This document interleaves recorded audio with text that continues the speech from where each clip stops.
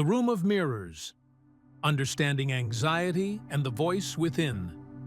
Imagine a vast, dimly lit room. It's not empty. Every inch of its surface is covered in mirrors. Some are large, clear, and bright. Others are dusty, cracked, distorted. You stand in the center of this space, and no matter where you look, you see reflections. But not just of your body. These mirrors reflect your thoughts, your fears, your regrets, your questions without answers, your unresolved emotions, the things you try hard not to think about. That room is your mind. And for many, this is exactly how the mind feels. Too active, restless, overwhelmed with reflections that trigger emotion after emotion. Each mirror activates a new wave of anxiety, unfinished tasks, unspeakable thoughts. Tomorrow that hasn't arrived yet, but already causes stress. Carl Jung, the great Swiss psychiatrist and philosopher, taught us something revolutionary. Our inner conflicts are not accidents. They're not just in the way. They are showing us the way. Jung believed that anxiety isn't a system error. It's part of the system. It's not an enemy to conquer. It's a messenger. A message from your deeper self, asking you to look closer. We've been trained to think anxiety is a problem, something to be eliminated. We run from it, into work, food, phones, noise. We pop pills, recite affirmations, meditate, and sometimes still end up right back in that mirror room. So the question isn't how to escape, but how to stand in that room and be. According to Jung, whatever we repress doesn't vanish. It becomes the shadow. And anxiety isn't about external circumstances. It's about the internal tension between who we really are and who we're pretending to be. We wear masks, we perform. Sometimes for so long, we forget who we are underneath. The shadow and the face you hide. Jung described the shadow as the part of the psyche we repress, because it doesn't fit the version of ourselves we want others to see. The shadow contains shame, fear, suppressed rage, jealousy, but also intuition, desire, power, and truth. It's not evil. It's unloved. The more we reject those parts, the louder they knock. Anxiety is that knocking. Not because something outside is wrong, but because something inside is ready to be heard. Real-life example, Anna and the voice of the past. Anna is a professional, confident, organized, but every time she has to call her boss, panic strikes. Her voice shakes. Her heart races. She knows it's irrational, but her body reacts as if danger is real. Through reflection, she discovers that, as a child, she was harshly punished for speaking up. Her nervous system remembers. Now, any authority figure triggers that unresolved fear. Anxiety isn't just about now. It's a call from the past. We learn anxiety, yes, we do. We internalize our parents' beliefs, social scripts, and emotional reflexes. Things like, be careful, life is hard, expect the worst so you're prepared. These ideas become our default settings. We become hypervigilant, sensitive to change, afraid of uncertainty. Fighting anxiety makes it stronger. When we tell ourselves, I shouldn't feel this, this is weak, snap out of it, we add pressure. We send the message, this feeling is bad, and the feeling fights back. Jung suggested another path, integration over suppression. Anxiety isn't a curse, it's a guide. Practice. The questions of the shadow. Next time anxiety arises, don't run. Ask yourself, 1. What am I really feeling right now? 2. Where is it in my body? 3. What just triggered it? 4. What story am I believing about myself? 5. Whose fear is this? Mine or someone else's? The answers may not come fast, but the act of asking transforms you from victim to witness. Don't fight, integrate. One of the greatest mistakes we make is trying to kill anxiety. We label it, suppress it, ignore it. But Jung said, what you resist persists. What you accept transforms. Anxiety is not the enemy. It's a message carrier. When we treat it with respect, it shifts. It loses its grip. It starts to lead us instead of paralyzing us. Affirmations for starting the journey. I allow myself to feel what I feel. I don't need to be perfect to be worthy. My anxiety is a signal, not a threat. I can listen without running. I am open to transformation. Repeat these daily. Speak them with breath. Let them become intentions. You can't be happy if you're hiding from yourself. Happiness isn't 24/7 joy. It's wholeness. It's when all parts of you, the soft, the strong, the sad, the scared, are welcome. Jung didn't teach us to be happy. He taught us to become whole. And wholeness brings a peace deeper than anything temporary. The shadow, the mask, and the courage to be yourself. Inside each of us live two selves. One is external, the version that others see. Confident, composed, functional. It goes to work, smiles politely, meets expectations, keeps everything in check. The other, internal, hidden. It stores the wounds, the doubts, the quiet anger, the unmet needs. It carries the weight of everything we never said out loud. Carl Jung called the outer part the persona, and the hidden part the shadow. The tension between them creates the ground for anxiety. Masks are not evil. We need them to adapt, to navigate society. But when you start believing the mask is all there is, that's when the exhaustion begins. You live every day as if you're on stage, while your soul waits backstage, unseen, unheard, unexpressed.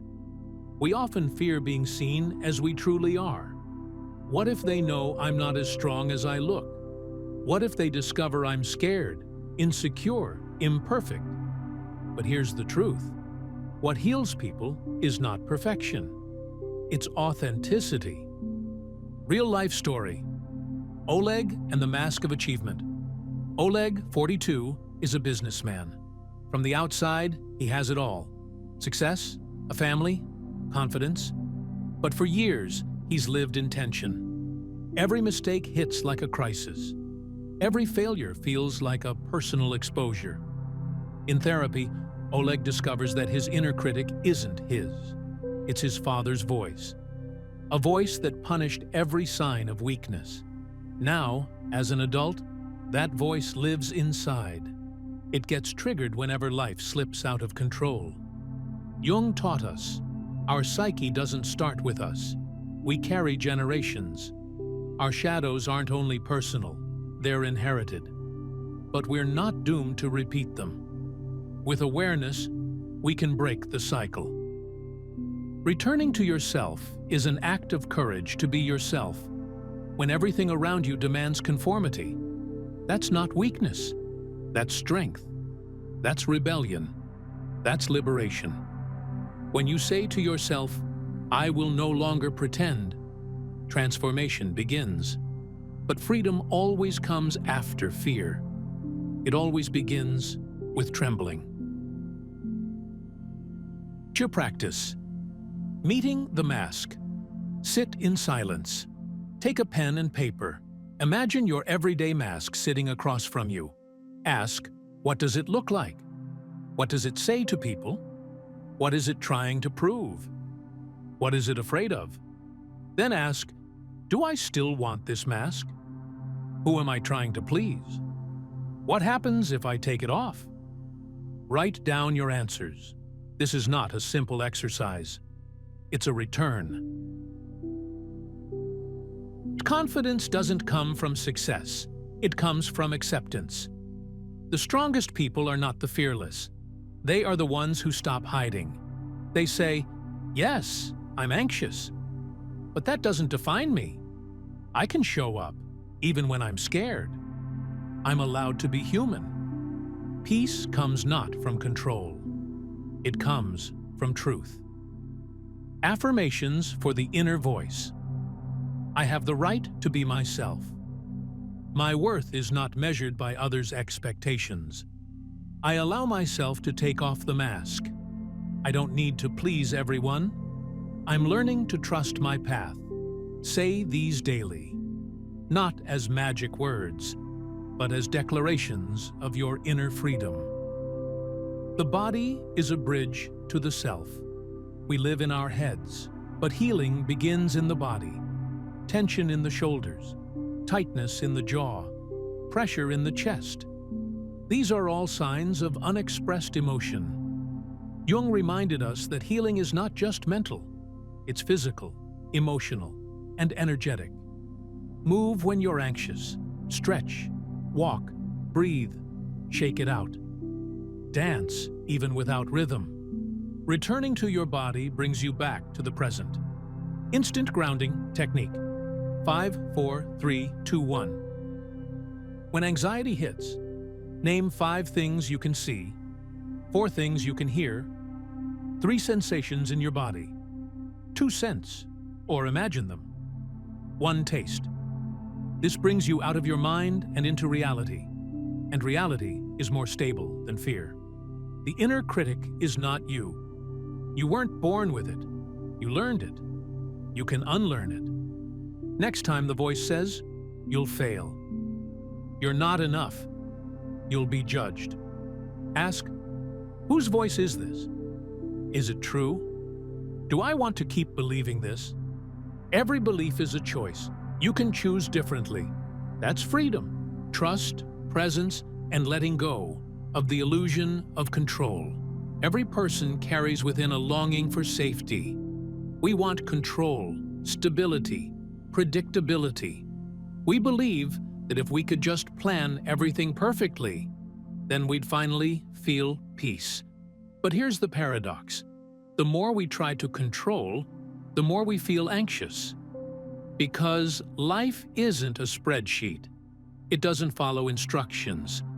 Carl Jung taught that true peace doesn't come from knowing all the answers. It comes from trusting yourself, even in the unknown. It's not about certainty. It's about saying, even if I don't know what comes next, I will be okay. This shift in mindset, from control to trust, changes everything. Anxiety is resistance to reality. Why do we feel anxious? Because something isn't going as it should. Because we don't accept what is. Because we're clinging to how we think life must look. But life isn't a fixed plan. It's fluid. It surprises. It breaks patterns. Jung wrote, "Life is not a problem to be solved, but a mystery to be lived." When we begin to relate to life with openness instead of fear, anxiety loses its grip. Trust is a decision, not a result.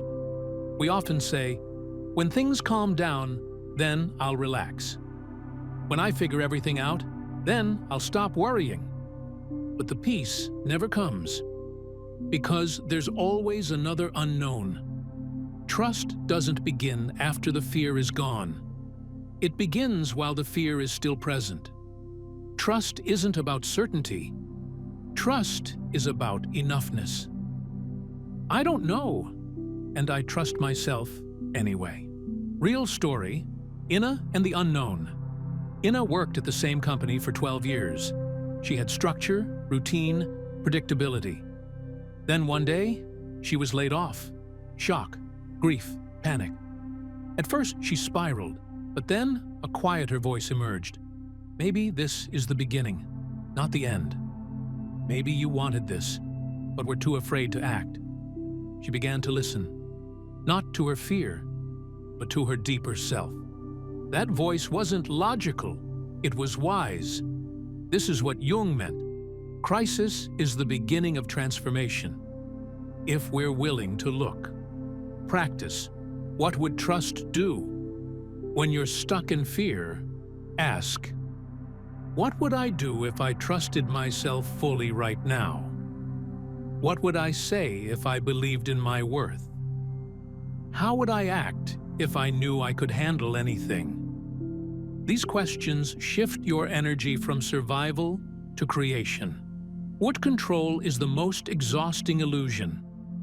We try to control so many things: people's reactions, the outcomes of situations, the future. But the truth is, control is mostly illusion. What do you really control? Your breath, your presence, your actions, your mindset. That's it. And that's enough. When you surrender the rest, peace enters. Affirmations for letting go. I trust my inner compass. I don't need all the answers right now. I am safe, even in uncertainty.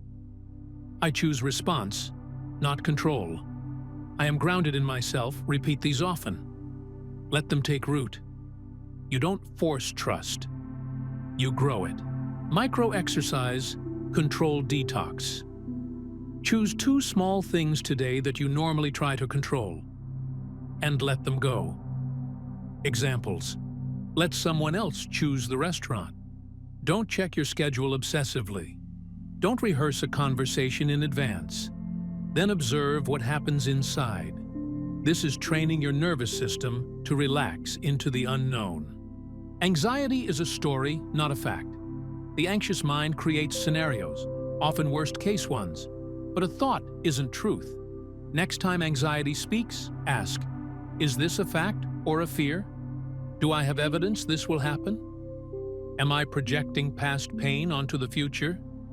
This reframing creates space. It gives you power.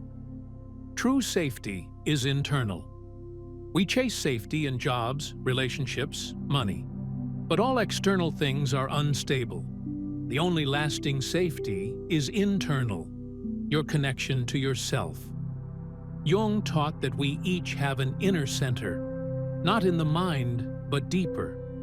A space beyond roles, beyond masks, beyond fear. Practice. I am 1. Sit quietly. 2. Breathe deeply. 3. On the inhale, say silently, I. 4. On the exhale, am. Repeat this for 5 minutes. Let the noise fall away. Let the presence arise. Chuck, you are not your fears. You are not your doubts. You are the one witnessing them. This is the beginning of real freedom, acceptance, identity, and the path to inner freedom. At the root of anxiety, there is not only fear, there is resistance. Resistance to what has happened. Resistance to what cannot be changed. Resistance to what we feel. We don't just fear emotions, we judge ourselves for having them. We don't just feel anxious, we tell ourselves we shouldn't feel anxious. We don't just hurt. We believe we're weak for hurting.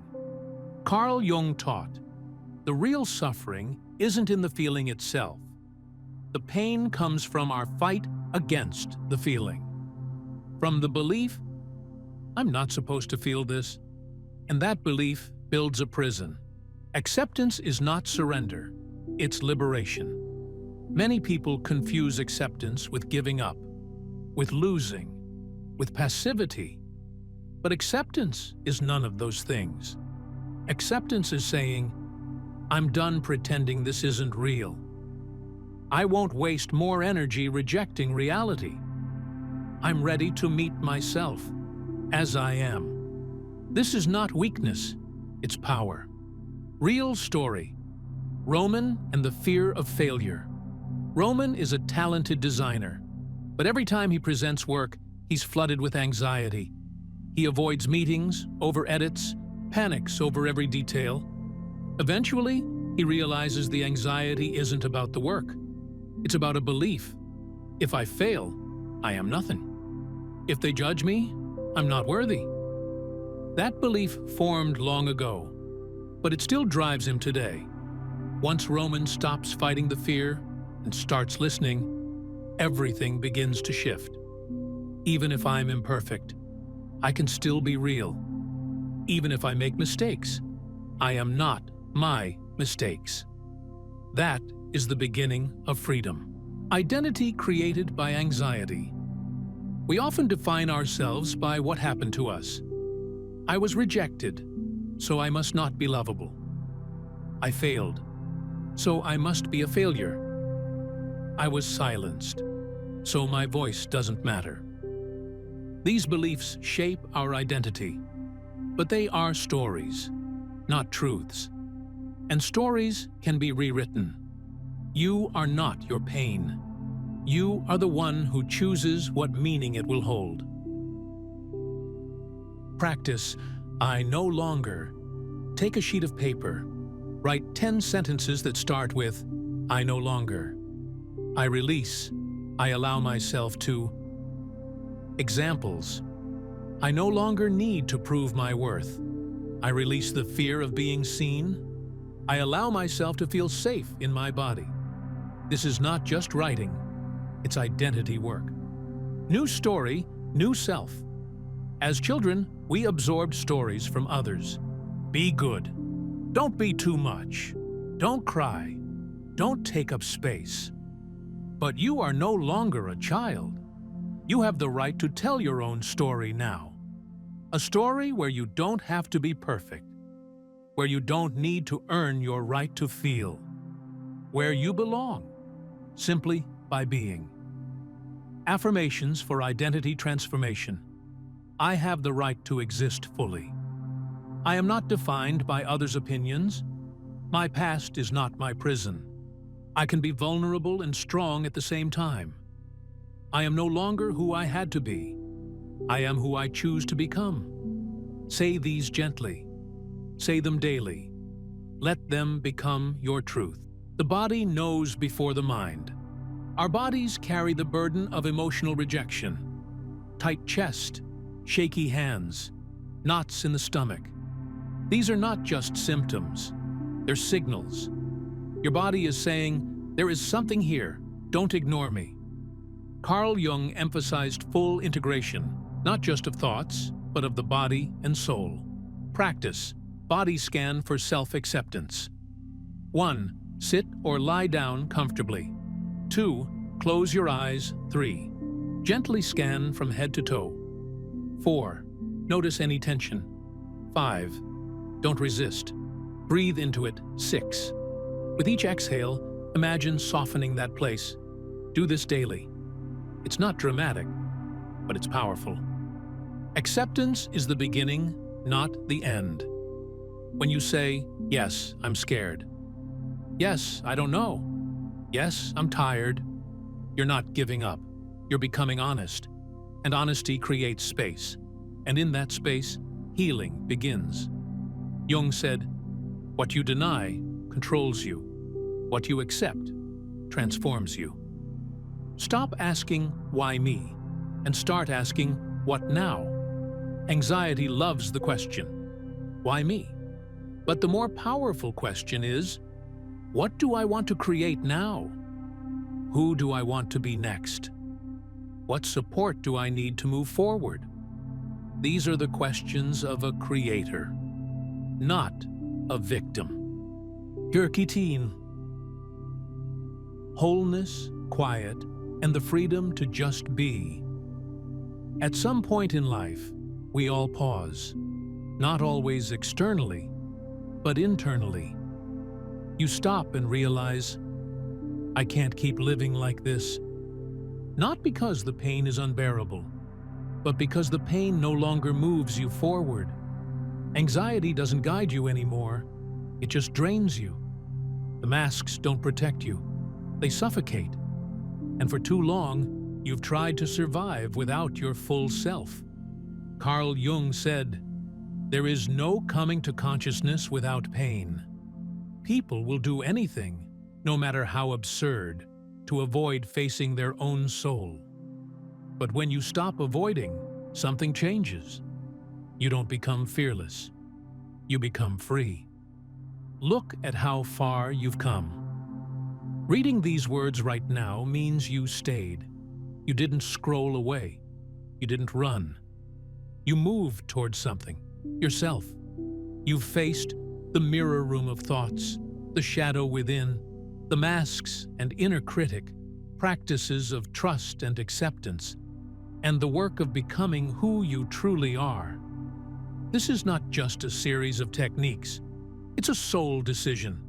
And if you're here, you're already changed. Affirmations for the new chapter. I choose to live from truth, not fear. I allow myself to be whole, not perfect. I no longer follow stories that don't serve me. I am deeper than any passing emotion.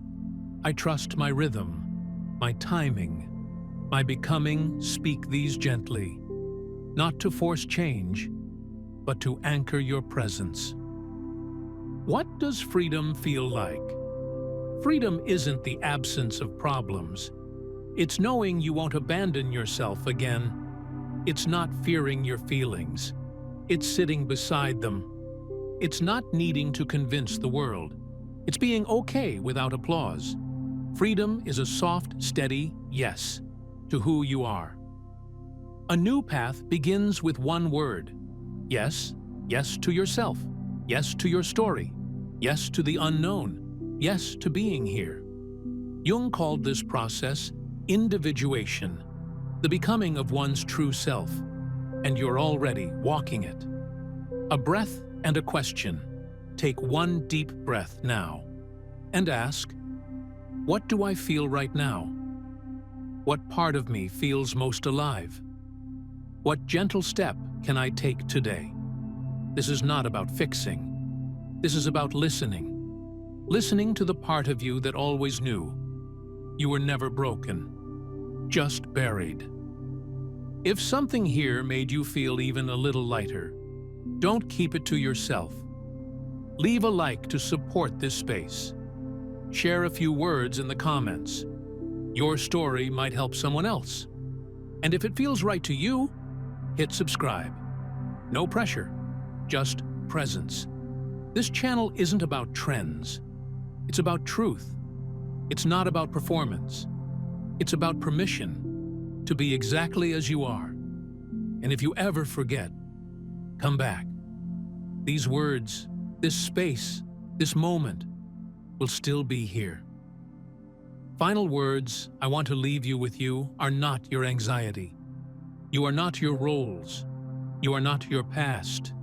You are not your thoughts. You are the space that holds them. And you have every right to take up that space fully. Don't wait for the perfect version of you to begin living. You're already enough. You're already on the path. And if no one told you this today, I will. You can exhale now. You're home. Until the next time, with love, with respect, with presence.